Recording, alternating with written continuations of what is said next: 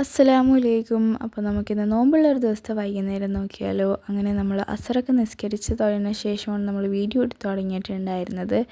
അസറൊക്കെ നിസ്കരിച്ച് ഞാൻ അടുക്കളയിൽ കയറി നോക്കിയപ്പോൾ ഉമ്മ ദേ ജ്യൂസ് അടിക്കാൻ തുടങ്ങിയിട്ടുണ്ടായിരുന്നു.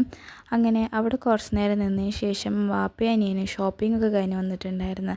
അവർ പെരുന്നാളിന് ഡ്രസ്സ് എടുക്കാൻ പോയേക്കണായിരുന്നു. അങ്ങനെ നമ്മൾ അവരെന്തൊക്കെ ഡ്രസ്സ് എടുത്തെന്നൊക്കെ കുറച്ച് നേരം നോക്കിയിരുന്നതിന് ശേഷം നാളെ നമുക്ക് കെമിസ്ട്രി എക്സാമാണ്. അതായത് വീഡിയോ എടുത്തതിൻ്റെ പിറ്റേ ദിവസം നമുക്ക് കെമിസ്ട്രി എക്സാമാണ്.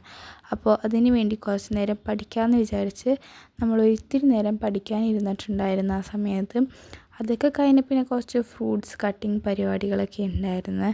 അങ്ങനെ അതൊക്കെ ചെയ്ത് കഴിഞ്ഞിട്ട് നമ്മളൊരു 6:30 ആയപ്പോൾ നോമ്പ് തുറന്ന്. അപ്പോൾ നമ്മൾ ഈന്തപ്പഴം വെച്ച് നോമ്പ് തുറന്നിട്ടുണ്ടായിരുന്നു.